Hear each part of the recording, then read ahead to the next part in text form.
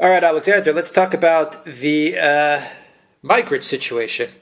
Kind of the migrant situation, the immigration situation, the refugee situation, which is kind of stuck at a stalemate with people kind of living in a no man's land between the borders of Poland, Belarus, Lithuania. Uh, Fences are being built, walls are being erected. Build that wall is, I guess, a slogan that we can now attribute to Lithuania and Poland because they're building a wall because Lukashenko is trying to send migrants into their countries. You've got 30 Afghan refugees who have been stranded at the border for a month's time now.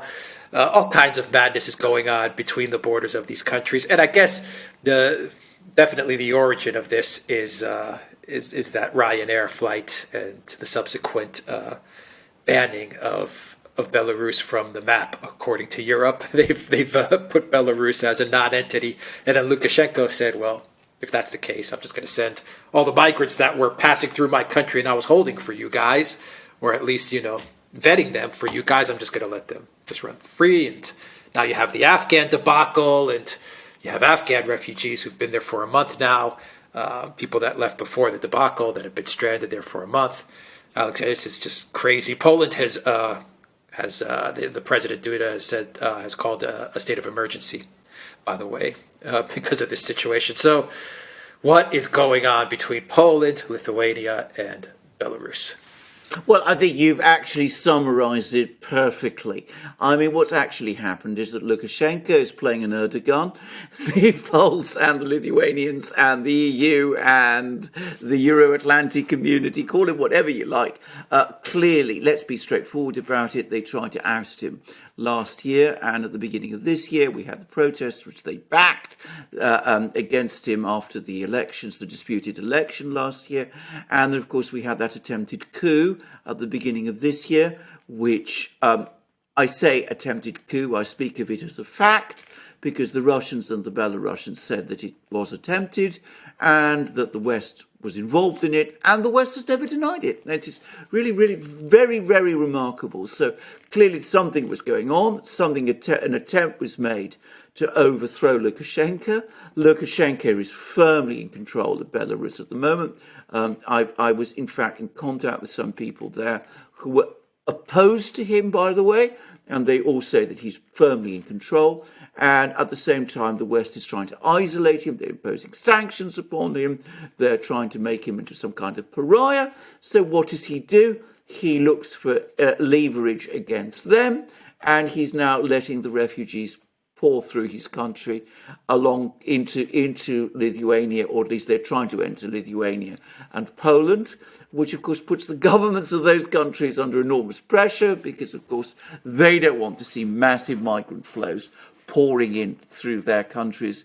And of course it also puts the EU under pressure because the EU doesn't want to see migrant flows pouring into the EU either. Bear in mind, if they get into Poland or Lithuania because of the Schengen agreements, they can move anywhere they want within the EU. So they've got all of that problem all over again. And at the same time, the EU, of course, is caught because on the one hand, they like to present themselves as these great humanitarians, the people who care so much about refugees and asylum seekers and all that. And at the same time, they're extremely nervous about this. There's elections in a few weeks in Germany. There's more elections in France next year, very sensitive elections. So they don't want to have refugees pouring in. So you got all of this thing happening. And of course, it's inevitable. I say inevitable. It was an absolutely logical response from Lukashenko. And of course, he's using the migrant issue now, as I said, to gain political leverage, to hit back at the Europeans. And of course, the Poles and the Lithuanians and the EU behind them are caught and are deeply embarrassed and don't really know very much what to do. And there's lots of complaints, lots of grumbling, lots of arguments about, what to do about Lukashenko, but not really very much that they can do, because by cutting off, by trying to overthrow him, by imposing sanctions upon him, the EU has lost its leverage. This was kind of a very savvy move by Lukashenko, I must admit. Yeah. This was a very clever move, because here's the hypocrisy, the way I look at it. I'm going to try to sort this out. And you can elaborate on this in a way. When migrants are invited by Merkel into the Europe, that's good. So when they're invited into European countries, that's good. When migrants are entering via Belarus into European countries, that's bad. When Orban goes to build a wall and puts up security to stop migration into Hungary, that's bad. When Poland and Lithuania build walls to stop migration into their country, that's good. I mean, Lukashenko has completely exposed the hypocrisy from every which way. Absolutely, he's done it. I mean, let's be straightforward about Lukashenko. He's a character. He's an odd person. I mean, I'm no unequivocal admirer at all. I said that I think he's overstayed his time, and I don't fully believe the election results last year. But he's resourceful and tenacious, and he's clever. I mean, he's nobody's fool. The West consistently underestimates him.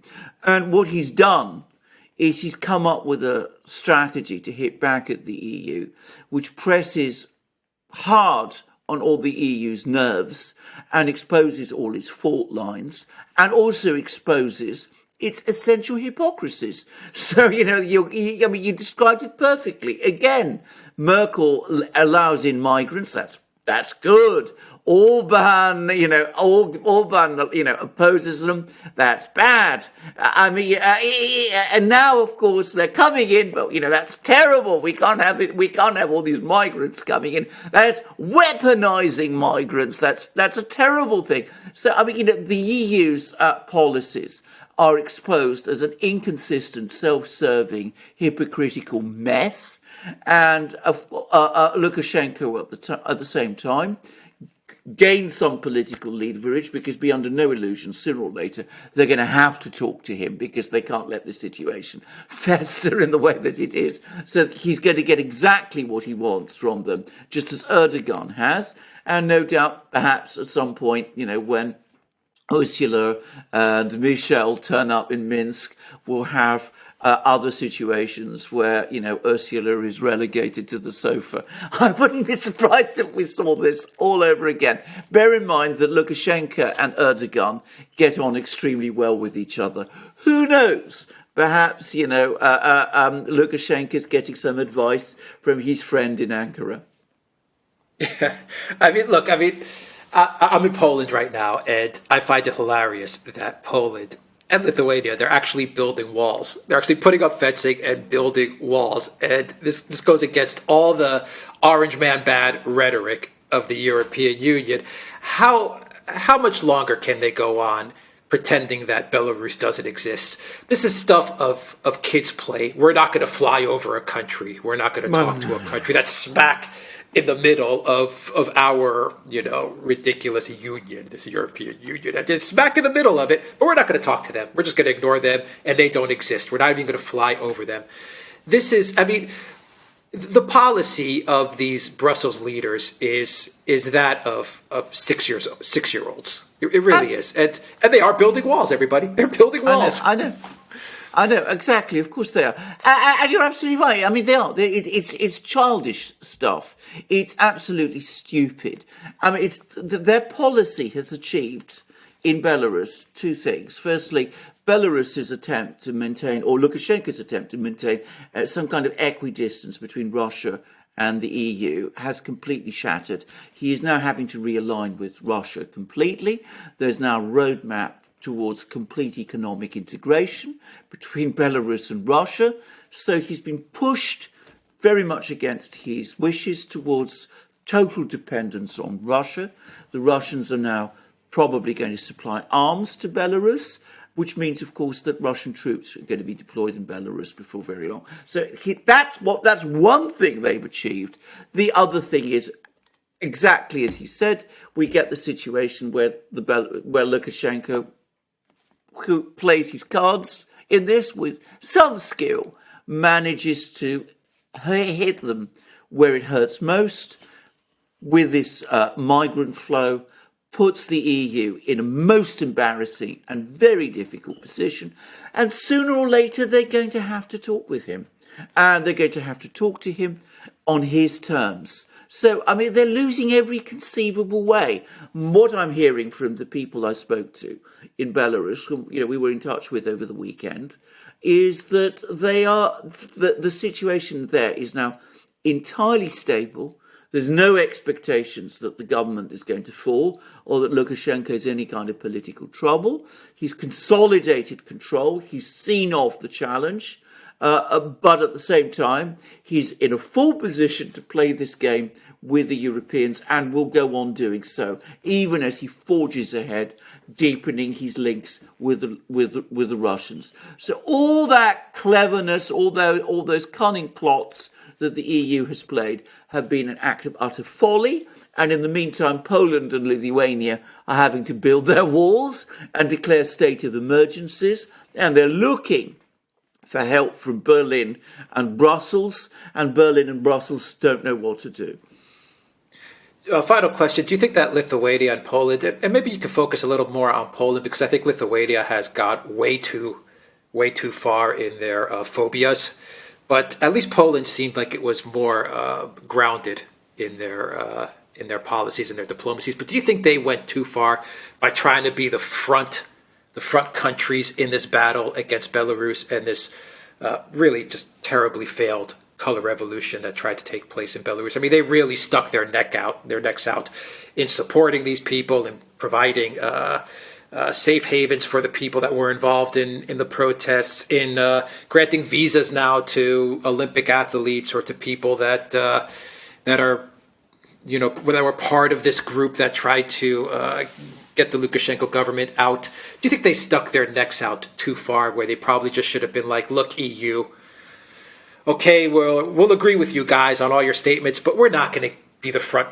We're not going to get out in front of this and put our own security, state of mind, state of being, our own borders, and our own relations, because Poland and Belarus have historically good relations. I mean, the people between the two countries were and are very friendly towards one another. Why did they jeopardize all of that just for this ridiculous, terribly thought out color revolution? Why? Well, I think it was a disastrous policy, and I'm afraid we have to go back to a combination, on the one hand, of the pressures from the EU, central command, if you like, in Brussels, which basically wants to expand the EU all the time, relentlessly, in order to isolate Russia and ultimately to sort of destabilize it, and that's very much its objectives in Eastern Europe. But unfortunately, some countries in Eastern Europe, Poland most particularly, Lithuania, obviously the Baltic states also, but we're focusing at the moment on Poland.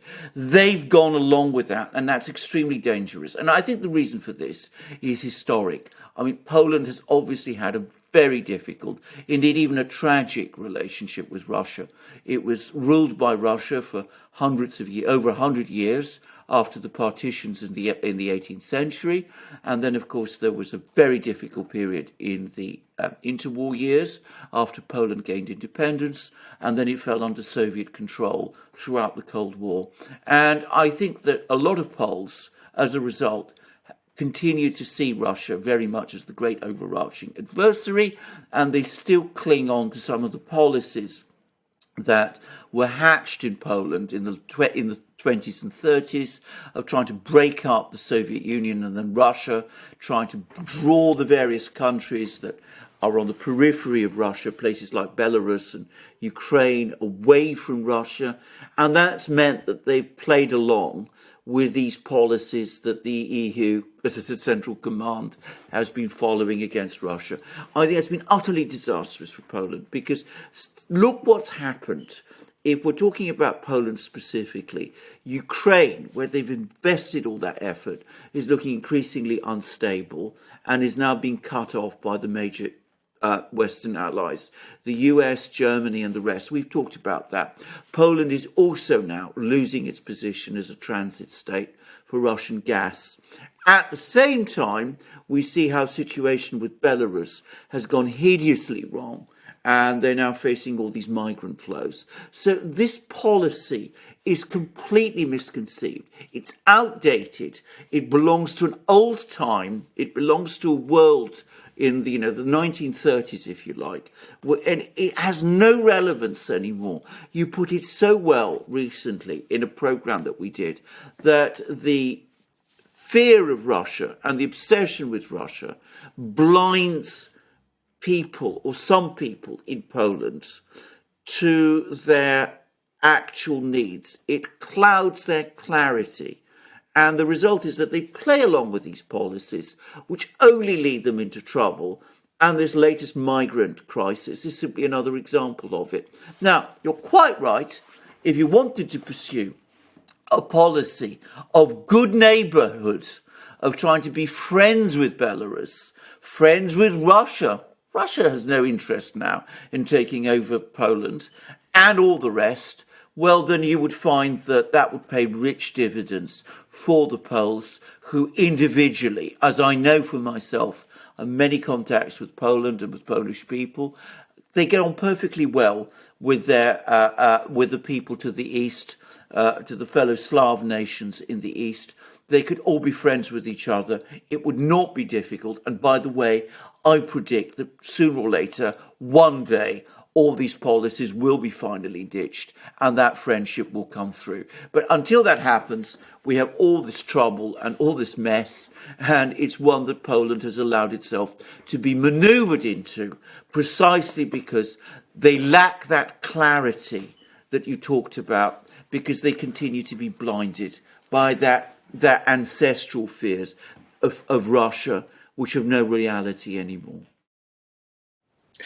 Just one final thought. I'm thinking about all of this and what you're saying.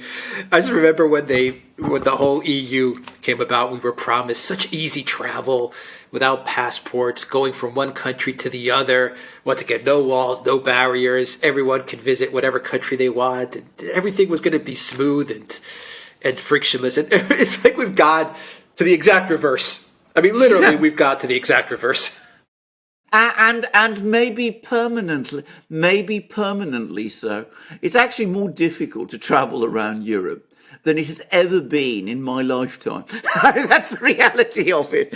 I mean, it's more difficult now. I mean, I can remember traveling around Europe in the 60s. I mean, in the 70s. I mean, it was much easier to do it then. And, this is before Schengen or any of those things. I mean, you still had to show your passport, but you just waved through. Now, of course, you have all kinds of intricate problems and quotas and barriers and walls being built up, and it's very interesting to see how the promises say one thing and the realities end up delivering something else. And maybe people in the East perhaps ought to give thought to that. I mean, I to bring him up again. Orban, in his really very interesting interview with Tucker Carlson, which he spoke very clearly in very good English. I mean, he laid it all out perfectly clearly there. And he did point out that, Eastern Europe does have a distinct identities, or does have distinct identities, because each of these countries is different from the other. And maybe they ought to place more value on that, rather than on this so-called homogeneity, which is ending up with the the diametric opposite of what was promised. Yeah, I mean, it's probably one of the most essential parts of the EU. One of the biggest promises was the easy movement between EU countries.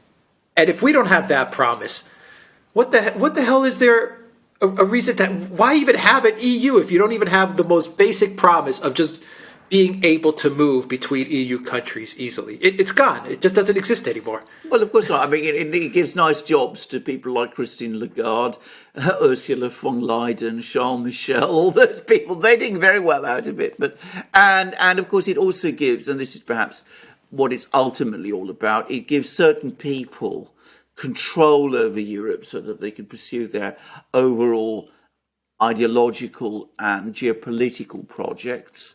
And it does make some people, it advantages some people economically over others. But I mean, let's put aside any idea that this is for the common good. It so self-evidently isn't.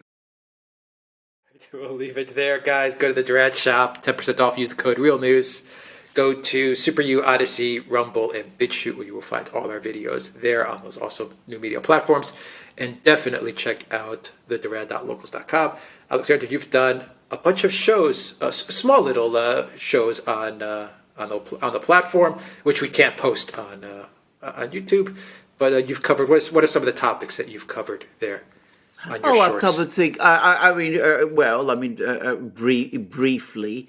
I did a thing just the other day about some of the sort of identity issues that we've been talking about on these programs, which I spoke about in rather more detail than I could here. And, we've also been doing a bit of geopolitical analysis and talking about some of the things that have been going on, which, again, we discussed some of the deeper players. One has to be always careful, but if you want to know exactly what we've been saying, go to our platforms, our new platforms, especially locals, because there it's all free. So, we talk about Afghanistan, we talk about American politics in ways that we simply can't do anymore.